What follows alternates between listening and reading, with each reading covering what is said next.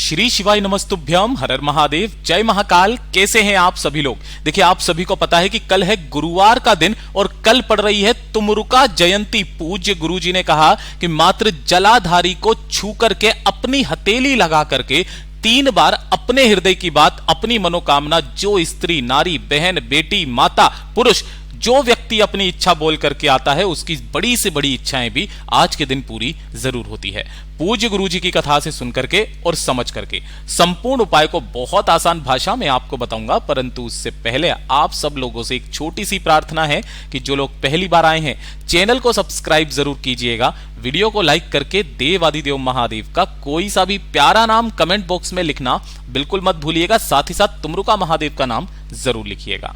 इस पूरे वीडियो में हम 3 महा उपायों के बारे में बात करेंगे जो कि आपकी अलग अलग कामना पूर्ति के लिए सिद्ध होंगे और आपको इस गुरुवार के दिन करने हैं, तो ध्यान से सुनना और समझना। सबसे पहले बात करते हैं हमारे पहले वाले उपाय की, जो कि बहुत सिंपल सा उपाय है। ये वाला जो उपाय पूज्य गुरुजी ने बताया कि जब आपकी कोई इच्छा, कोई मनोकामना, कोई हृदय की बात महादेव तक नहीं पहुंच रही है, पूज्य गुरुजी के सामने आपने बहुत बार, कई बार कहते हुए सुना होगा कि 2 साल से, 3 साल से, 4 साल से वो कामनाएं कर रही हैं, लेकिन बाबा ने नहीं सुनी। लेकिन एक दिन ऐसा आता है कि बाबा जरूर उनकी कामना को सुनता है। अगर आपके जीवन के कष्ट दूर नहीं हो रहे हैं, परेशानियों पे परेशानियां आपके जीवन में बनी हुई है, गुरुवार के दिन इस उपाय को करना मत भूलिएगा। गुरुवार का सबसे अचूक उपाय है जलाधारी को छू करके 3 बार अपनी कामना बोलने वाला। इसके लिए आपको सबसे पहले लेना होगा एक बेलपत्र, जो कहीं से भी खंडित, कटा फिटा ना हो। नहीं मिलता है तो महादेव की शिवलिंग से उठा लेना, धो करके काम में ले लेना। इसी के साथ में आपको चाहिए होगा मात्र 1 चावल का दाना, जो कैसा होगा, अक्षत होगा, बिल्कुल पूर्ण, पूरा चावल का दाना। ऐसा नहीं है कि खंडित वाला आप ले लें। इसी के साथ में 1 लोटा शुद्ध जल अपने घर का लेना, तांबे के कलश में। बस ये 3 चीजें आपको लेनी है और सुबह, शाम, रात, दिन, जब भी समय मिले गुरुवार के दिन इसे लेकर के आपके आसपास जो भी भोलेनाथ का मंदिर है, महादेव का मंदिर है, वहां पर आपको पहुंच जाना है। अब यहां पर उपाय करने का खास नियम और तरीका सुनिएगा, जो पूज्य गुरुजी ने बताया कि आपको यहां पर पहुंच करके उत्तर दिशा की तरफ मुख करके आराम से बैठ जाना है। यहां पर बैठ जाओगे। बैठ जाने के पश्चात गुरुदेव ने कहा आपको जो भी भगवान महादेव का पूजन करना है, जैसे आप डेली करते हुए आए हो, तो पहले आपको वो पूजन कर लेना है। पूजन करने के पश्चात 1 लोटा शुद्ध जल जो आप लेकर के आए हो, उस 1 लोटा शुद्ध जल को श्री शिवाय नमस्तुभ्यम मंत्र का स्मरण करते हुए अपना नाम और गोत्र बोल करके भोलेनाथ की शिवलिंग पर जल समर्पित कर देना। जल समर्पित कर देने के पश्चात अपना दाहिने हाथ को खोलना और उस दाहिने हाथ के ऊपर आपको 1 चावल का दाना रखना है। इस चावल के दाने को रखकर अपना नाम और गोत्र बोल करके आपकी जो भी कामना है, उस कामना को कह करके इस 1 चावल के दाने को शिवलिंग पर समर्पित करना। जल को समर्पित कर देने के पश्चात अब आपको क्या करना है, जो एक आपने बेलपत्र लिया है, उस बेलपत्र को ऐसे रखना है कि डंडी आपकी तरफ में रहे, बीच वाली पत्ती बीच वाली उंगली पर रहे। अपनी कामना कह करके इस बेलपत्र को माता अशोक सुंदरी के स्थान पर ऐसे करके स्पर्श कराना है कि डंडी जलाधारी की तरफ रहे, बीच वाली पत्ती का मुख शिवलिंग की तरफ में रहे। यहां स्पर्श करा करके इसे उठाकर भोलेनाथ की शिवलिंग के ऊपर जो आपने 1 चावल का दाना लिया था, उसी चावल के दाने के ऊपर आपको इस बेलपत्र को समर्पित कर देना है। और समर्पित कर देने के पश्चात ये जहां से जल ये नीचे की तरफ में गिरता है, इस जलाधारी पर अपने दाहिने हाथ की हथेली को आपको टिकाना है, छुआना है और अपनी कामना बाबा से बोल देनी है। पूज्य गुरुजी ने कहा 3 बार कामना, 1 बार आपको चावल समर्पित करते समय, दूसरा बेलपत्र समर्पित करते समय और तीसरा जो व्यक्ति इस जल को रोककर जलाधारी को छू करके अपने हृदय की बात, अपनी कामना महादेव से कहता है, उसकी समस्त कामनाएं ज्यादा से ज्यादा 3 महीना पूरी जरूर होती है। पूज्य गुरुजी का बहुत अद्भुत और अचूक उपाय है, जरूर कीजिएगा। और ये जो दूसरे नंबर का उपाय है ना, इसे तो आपको करना ही करना है। गुरुदेव का मूल मंत्र वाला उपाय जो पूज्य गुरुजी ने बताया।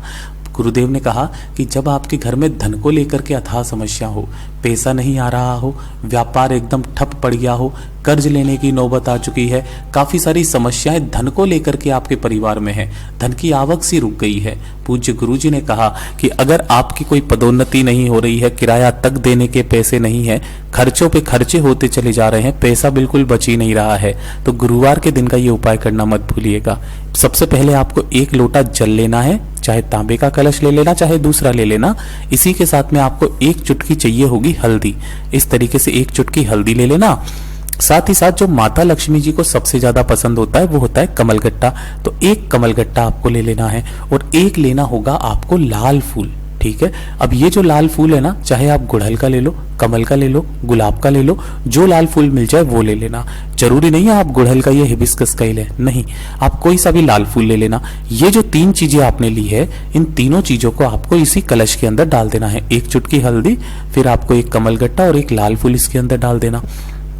डाल देने के पश्चात आपके घर के आसपास जो भी भगवान श्री हरिनारायण विष्णु जी का मंदिर हो, चाहे राधा कृष्णा जी का मंदिर हो, लड्डू गोपाल जी का मंदिर हो, या फिर महादेव का साथ ही अगर किसी भी ऐसे मंदिर में जहां पर महादेव के साथ में भगवान श्री हरिनारायण विष्णु जी भी विराजमान है, तो वहां पर भी आप जा सकते हैं। और अगर आप मंदिर नहीं जा सकते किसी कारणवश, तो आपके घर में जहां पर भी लड्डू गोपाल जी है ना, वहां पर भी आप ये उपाय कर सकते हैं। लेकिन वहां पर समस्या ये आएगी कि इस वाले उपाय में आपको परिक्रमा करनी होती है। देखिए, उपाय करने का क्या नियम है, जब आप मंदिर में पहुंचेंगे तो उस कलश को अपने दोनों हाथों में पकड़ना है ना, जैसे ये कलश हो गया, अपने दोनों हाथों में पकड़ना और पकड़ करके आपको इस मंदिर की 7 परिक्रमा करनी है। कितनी परिक्रमा करोगे?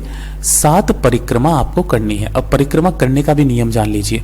जैसे ही आप मंदिर के पीछे की तरफ जाओगे, पीछे की तरफ खड़े होकर के आपको ओम नमः शिवाय मंत्र का स्मरण करना है और उसके पश्चात वापस सामने आ जाना है। फिर दूसरी परिक्रमा करोगे, फिर ओम नमः शिवाय मंत्र का स्मरण करोगे, फिर सामने आ जाना है। ऐसे करके आपको 7 परिक्रमा करनी है, 7 बार ओम नमः शिवाय बोलना है।